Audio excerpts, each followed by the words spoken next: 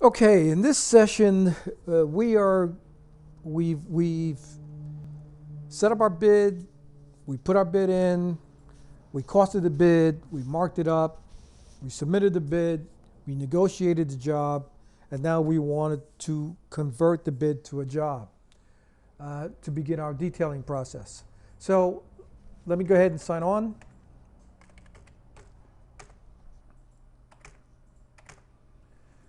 I'm going into my test job.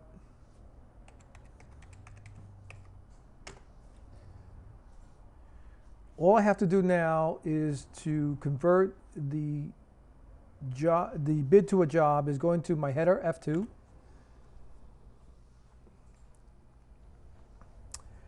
I'm going to go down to the bid status. I'm going to use my tab key because I don't want to erase this information if I was to use my field exit key. And I'm just going to tab down to the bid status. And I'm going to change the bid status from a B to a J. And I'm going to hit the enter key. Now, when I hit the enter key, if you look on the up right here, what happens is that the bid date comes up automatically. So once I turn my bid to a job, the job date is assigned to this job now. The bid number stays the same, but now it becomes the job number. So there is no duplication. Also, you'll notice down here towards the bottom of the page, I can see at a glance what my estimated cost is and what I negotiated the value of the job at. So it's right there on the screen. Now, the couple things that you want to do when you turn your bid into a job is a couple things. Number one, I would, if my customer is different, you know, if you're bidding a job and you're bidding it 3 different guys, you want to now establish who the contractor that you sold the job to. So that you should change. Also, you want to go to F12, contract maintenance. It's on the lower right-hand side of the screen. F12. In the contract maintenance, what this screen does is, let's put in the contract value, and it's 50 doors, and we're going to assign it a ship date. And let's say the ship date is, today is the January 10th. Let's say it's March 10th of 08. And the status, it's a job. And let's go down to the aluminum frames. And let's assign a value. Quantities.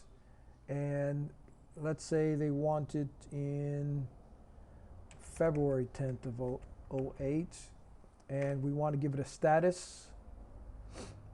And the hardware at the same time as the doors, the value is $20,000.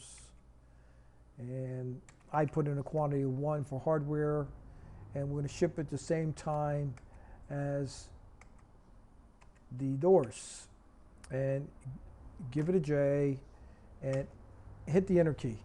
And this is important because one of the other features that the system has, for every bid you turn into a job, if you take a few minutes and you fill out the contract maintenance screen, the system will look at that job, look at the ship date you have signed, and will give you reminders based on the lead times of these products to remind you it's time to order this job. That way you don't fall behind in your ship date. So this is a great tool that I use to work this out.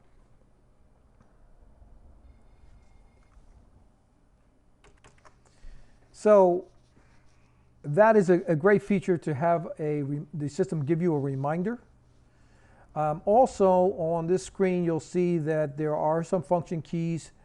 F8 will give you purchase requirements.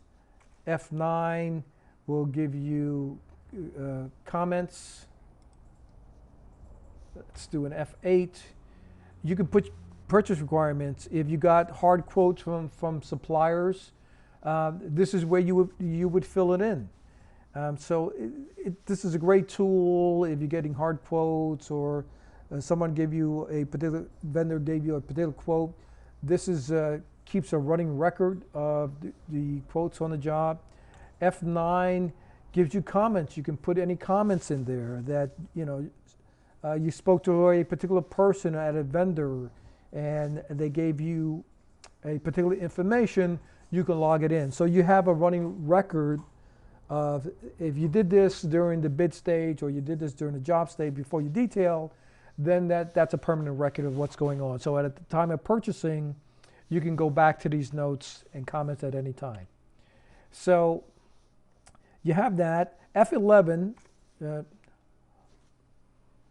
shows you the status of the job. F8, it's good to fill in the shift to. So when you're setting up your job, it's good to take a few minutes and put in the ship to information, and that way you don't have to look at it again. It's always there for you.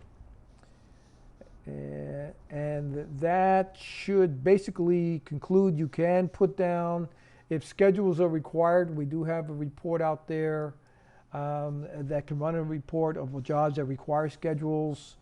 If you can also put in when material is going to ship, or if it's going to ship in the first quarter of whatever, so you can run backlog reports that tells you what jobs are going to ship within that quarter. For you business owners out there, you can run a backlog report by quarter to see what your backlog is for the next quarter in terms of dollars.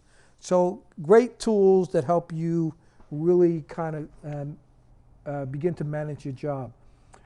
Also, there is a quote log. F10 will give you a quote log that you can have for all your quotes, your hard quotes on your job. So there are common screens and there are log screens all over to help you process your order. So F7 to end the job. This concludes this session.